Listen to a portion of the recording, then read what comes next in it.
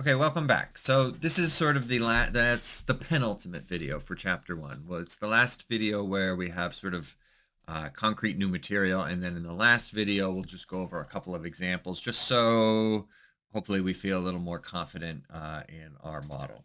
So we've built our wage setting, price setting model, and we want now to think about what that equilibrium means and what happens when we're not at that equilibrium, right? And I think that might help us understand a little bit more how the model works and what are the microeconomic decisions going on at firms that push us to that equilibrium.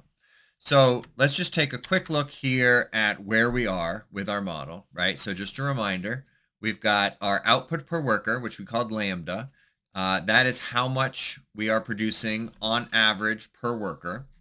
And then firms earn some profit right now. So remember, that profit is going to be, made by what we call the marketing department based on their marginal cost curve, their elasticity of demand, and that's going to give us our profit margin. Now, that profit margin, remember, is the distance between output per worker and our price setting curve, which is the real wage. So when profit goes up, the price setting curve gets pushed down, and when profit goes down, the price setting curve gets pushed up. So that gives us our price setting curve. And then on our HR side, our human resources side, we have the wage setting curve.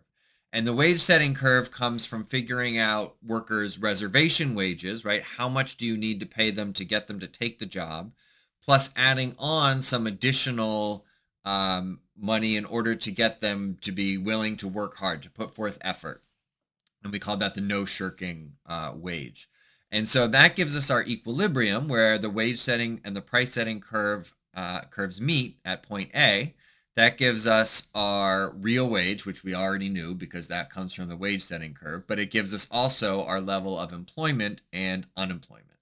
And so in this video, we're going to say, all right, well, what happens if we're not at A? Like why would we get pushed to A, right? Because that's what an equilibrium means. It means something in the economy or the market is pushing us to that point.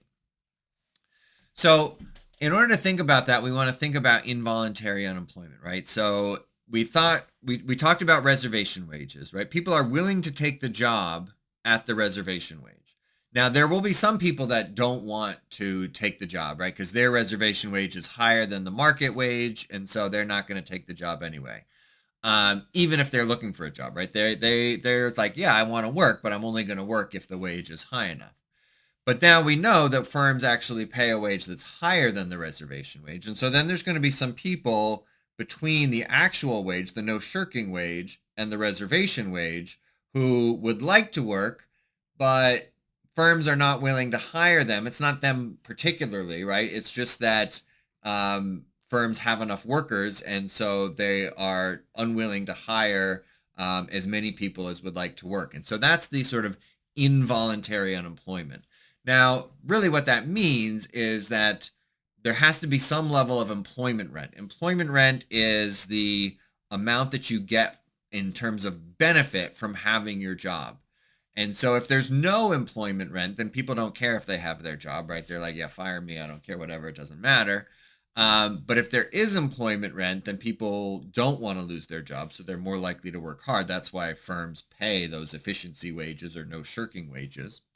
And so that means that there's going to be some level of people who would like to work, right? So we need that employment rent in this model in order to make it work. So some unemployment is necessary. I mean, that's basically true. But imagine a situation where you could always get a government job at the reservation wage, right? And therefore, there would be no unemployment, right? Because there'd be no involuntary unemployment. People could take that in government job. But there would still be employment rent because that government job would be paying less than the private sector. And so the model would still work in that case, even without unemployment. But we don't really have that. So, but just keep that in mind. It's really the employment rent that's doing the work in this model. So here we can sort of think of this by adding, so our wage setting curve is the purple line, right, where that intersects the price setting curve at A. But we can imagine a reservation wage curve, the blue line that intersects the price setting curve at V. And so if firms were only paying the reservation wage rather than the no shirking wage, we'd be at V. And there would still be some people who didn't want to work, right? Because they're like, my reservation wage is higher than V, so it's higher than the, amount that I could get paid, and so I'm not going to work. But because worker firms will pay a higher wage, right, then that means that we are at A instead, and so that gives us our involuntary unemployed. And then if we add those two together, the involuntary plus the voluntary unemployed, that gives us our unemployment. Now, this looks confusing because we just said, these people are willing to work at the reservation wage and not at the no shirking wage, and yet the wage is exactly the same, right? The wage is just WA at both A and V. And so really what's going on is that because the wage is higher, firms don't want to hire as many people. And that's really because of their sort of microeconomic decision making about how much they want to produce. And we can see that if we look at sort of what happens if we're not at A, right? So imagine we're at B. So at B, firms are still, workers are still producing lambda, but now firms are only getting this a little amount of profit, right? Lambda minus where we are here at WB. And so that means that they're not getting as much profit as they could. And so how do they get more profit? Well, in this case, they get more profit by increasing prices. Now we know, because we have a downward sloping demand curve, that if you increase prices, you're going to be producing less. And so if you're producing less, you don't need as many workers. And so instead of hiring NB workers, now we move down our wage setting curve. Now we're only hiring NA workers, and we're at A, and this is the profit maximizing point, right? This is the most profit they can make. And we'll see in a minute, if they went farther down, they would not be making more profit. And so from going from B to A involves the microeconomic decision of increasing your prices, producing less, but your profits go up. And that means that real wages go down because now your prices have gone up. Workers can't afford to buy as much with their wage, and so real wages are lower. It doesn't mean necessarily that nominal wages have changed at all between B and A, right? At B, it's possible that the nominal wages were the same, but because prices have gone up, workers can afford less stuff, and so their real wage has gone down. Now, what about the other option? What if we're at C? Well, if we're at C, now firms are not producing enough to maximize their profit. Now, if they decrease prices and produce more, their profits will go up. And so in this case, they, again, the wage could be, the nominal wage could be the same, but now prices are going down. The firms are producing more, so they hire more workers in order to produce more. We move up the wage setting curve, and we end up at A again. And so A is that point, right, where the profits are as high as they can be, and that is what determines our both our real wage, right, at WA, but also the level of employment at NA.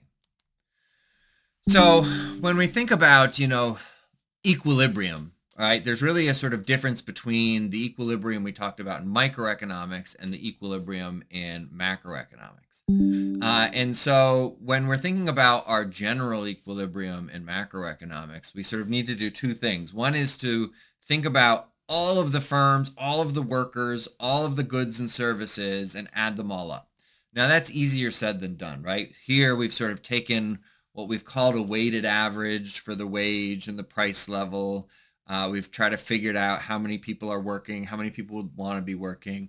We have measures of all of these things, right? And we'll look at more data as we go through the semester, but that's not always an easy thing to do. And of course, there are lots of different wages, lots of different prices, and so we have to think about all of that. Um, and then we also have to think about how all of these decisions are affecting each other, right? And so this is really what I meant when I was talking about, one person's spending is another person's income. That's really the sort of general equilibrium part of macroeconomics. And because so workers are making decisions about, whether they want to work, what wage they're willing to accept. Then they need to try to find a job. Firms are making decisions about what technology to use, how much to produce, what price to set. And all of that's coming together in this very simple model, right? Where we only have, the wage on the vertical axis and employment on the horizontal axis, um, and and giving us our equilibrium. So we will use this model sort of throughout the semester to look at, everything from long run growth to inequality, to, the business cycle, recessions and expansions. So it's a good idea to make sure we understand it. And in the next video, we will do just a couple quick examples. One, calculating labor force statistics, and then two, sort of making sure we understand how those labor force statistics are related to the graph.